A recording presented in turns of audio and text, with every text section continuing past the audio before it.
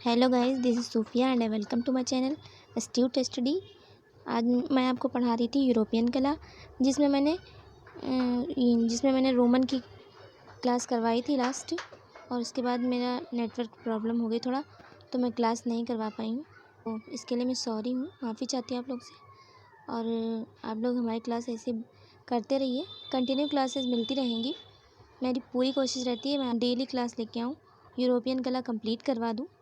ठीक है, तो आप लोग ऐसे सपोर्ट करते रहिए। वन कला की क्लास अगर आपने नहीं की है तो मैं आई बटन में दे दूँगी और आप लोग कर लीजिएगा। चैनल पे नए हैं तो सब्सक्राइब कर लीजिए और बेल आइकन प्रेस कर दिए, जिससे मेरे आने वाली वीडियो की नोटिफिकेशन आपको मिलती रहे। चैनल पर कंटिन्यू ऐसे ही क्लासेस चलती रहेंगी। मेरी क्लासेस कराई हैं पहले, तो पहले की क्लासेस आप लोग पहले देख लीजिए। उसके बाद आगे जो क्लास करवाते जा रही हूँ वो देखते जाइए, जिससे समझ में आएगा आप लोग को ज़्यादा। ठीक है, क्योंकि शुरू से क्लास नहीं करेंगे आप लोग तो समझ में कुछ भी नहीं आएगा। ठीक है, ईसाई चित्रकला के बारे में पढ़ाऊंगी मैं आज। ईसाई रोमन कला के बाद ईसाई कला शुरू हुई थी। ठीक है, ईसाई धर्म जब शुरू हुआ तो जो हज़रत ईसा मसीह थे उन्होंने ही शुरू किया था। पहले यहूदी धर्म था, जिसके संस्थापक थे हज़रत इब्राहीम अलैहिस्सलाम, और उसके बाद आया ईसाई धर्म जिसके थे हज़रत ईसा अलैहिस्सलाम, और फिर इसके बाद आया था इस्लाम धर्म। ठीक है, कला थी वो जो प्रारंभिक चित्रकला थी ईसाई धर्म की, तो वो उसका काल था 260 से 525 ईसा पूर्व। ठीक है, उसके बाद मैं पढ़ाऊँगी आपको अंतभौम समाधि। इसके बाद पढ़ाऊँगी जो अंतभौम समाधि स्थान था इस चित्रकला का, वो मैं पढ़ाऊँगी। फिर बैजेंटाइन कला पढ़ाऊँगी, और बैजेंटाइन कला में रोमन पच्चीकारी के बारे में पढ़ाऊँगी। उसके बाद आपका चलेगा रोमनेस्क कला, फिर गॉथिक कला के बारे में डीपली मैंने सिर्फ क्वेश्चन ही कराए थे, जो मोस्ट इम्पॉर्टेंट क्वेश्चन थे वही मैंने कराए थे। बट मैं अब करवाऊँगी तो पूरी क्लास डीपली बढ़ाऊँगी मैं। ठीक है, थोड़ा जानेंगे हम लोग ईसा मसीह के बारे में। ईसा मसीह का जन्म कब हुआ था? ईसा पूर्व। ठीक है, ईसा पूर्व। ठीक है, तो 4 ईसा पूर्व में ईसा मसीह का जन्म हुआ था। और क्वेश्चन ये भी आ जाता है कि ईसा मसीह का जन्म कहाँ हुआ था। ठीक है, तो हमारे ईसा मसीह का जन्म हुआ था जेरूशलेम।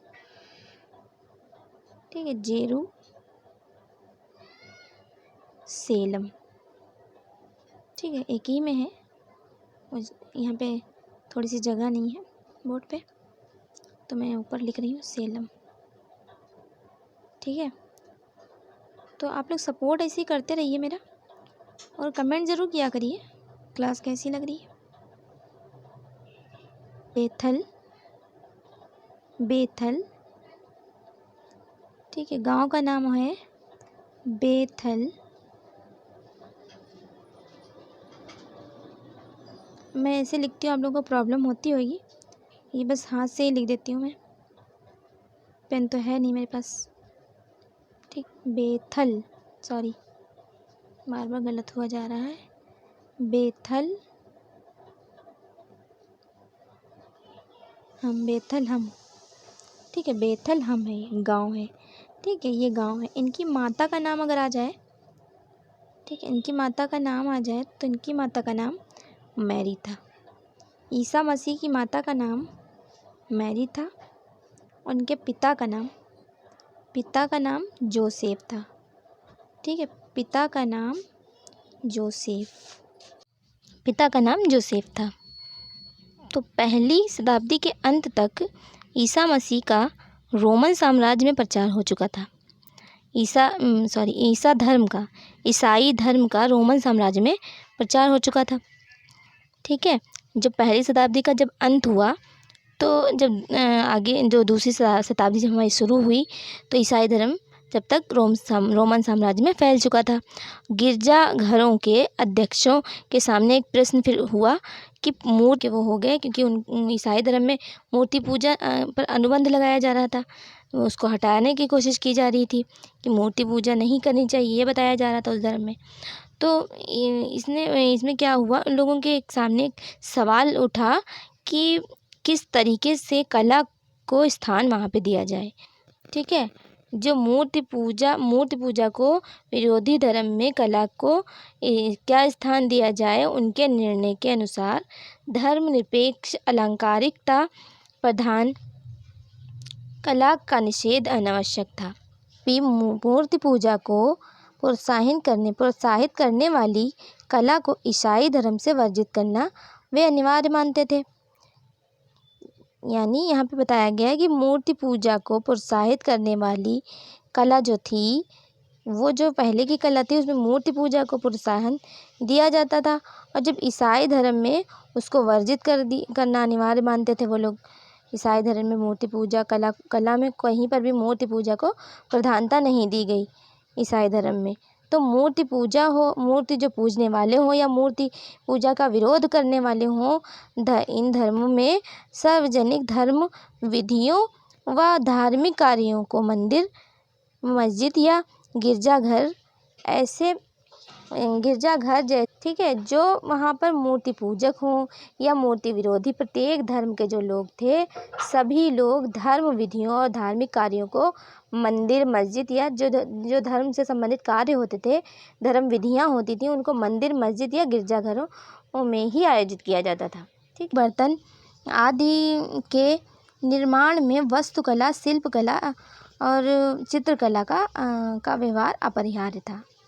ठीक है, समझ सकते हैं आप लोग कि शिल्पकला, चित्रकला और व्यवहार अपरिहार्य था इसमें। ठीक है, धर्म को सुधारने का आंदोलन से पहले भी ईसाई धर्म में पूजा विधि को सरल व सुगम रूप देने के प्रयत्न हुए।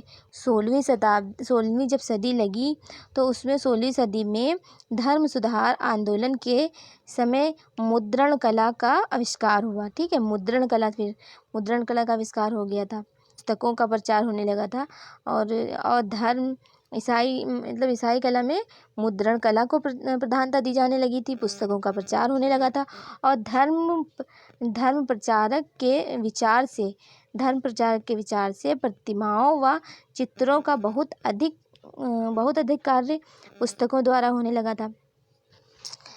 उससे पूर्व की सदियों में अधिक संख्या में ईसाई धर्म के लोग अनपढ़ हुआ करते थे।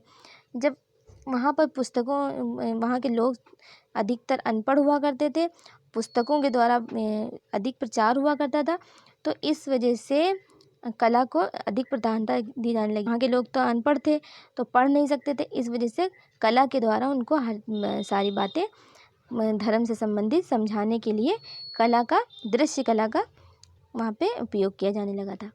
एवं धर्म प्रचार के विचार से प्रतिमाओं व चित्रों के बहुत कार्य पुस्तकों द्वारा होने लगे थे। ठीक है, जो धर्म का जब प्रचार किया गया तो पुस्तकों का सहारा लिया गया। ठीक है, पुस्तकों का सहारा भी लिया गया और कला का भी सहारा लिया गया। जो पढ़े लिखे लोग थे वहाँ पर, वो पुस्तकों के द्वारा समझ लिया करते थे। जो वहाँ पर उससे पूर्व की जो सदियाँ थीं उसमें अधिक अनपढ़ लोग थे, उसके बाद थोड़े बहुत लोग जो थे वो पढ़े लिखे होने लगे थे। ठीक है, तो एवं वहाँ पर जो हस्तलिखित ग्रंथ थे बहुत कीमती होते थे, और इसी कारण ईसाई धर्म के लोगों ने दृश्य कला का सहारा लिया। ठीक है, अनपढ़ वहाँ पर 2 रीज़न थे कि अनपढ़ भी थे लोग, और थोड़ा सी वो जो पुस्तकें थी थोड़ी कीमती थी, पुस्तकों को खरीदना इतना मुमकिन नहीं था, तो इस वजह से दृश्य कला का सहारा लिया गया। ठीक है, ईसाई धर्म के विचारों को आपस में मत भिन्नता थी। ईसाई धर्म के जो लोग थे वो आपस में ही उनकी विचारों में थोड़ी भिन्नता थी। कुछ इसके विरोधी थे, तो कुछ सोचते थे पुनः मूर्ति पूजा का उदय हो जाए। कुछ लोग तो वहाँ पे मूर्ति पूजा को मतलब सोचते थे कि मूर्ति पूजा ही सही है। ईसाई धर्म के लोग भी कुछ लोग ऐसे थे जो सोचते थे मूर्ति पूजा ही सही है, और कुछ लोग सोचते थे कि इस प्रकार उसमें उन लोगों में थोड़ी सी आशंका थी। ठीक है, कि वे दृश्य कलाओं की सहायता लेना केवल वर्ज्य नहीं मानते थे, बल्कि इन कलाओं को प्रोत्साहन देने के पीछे नहीं होते थे। ये जो कला थी इसको प्रोत्साहन देने के लिए वो लोग कभी पीछे नहीं हटे। कुछ लोग तो बहुत ही ज़्यादा इसके लिए मतलब इंटरेस्ट थे उसमें। ईसाई धर्म संग पूर्व विधान व नव विधान, ठीक है, पूर्व विधान व नव विधान की उद्गृत कथाओं एवं ईसा के जीवन की कथाओं के प्रत्यक्ष रूप में देखकर आत्म शांति व निष्ठा प्राप्त करना चाहते थे।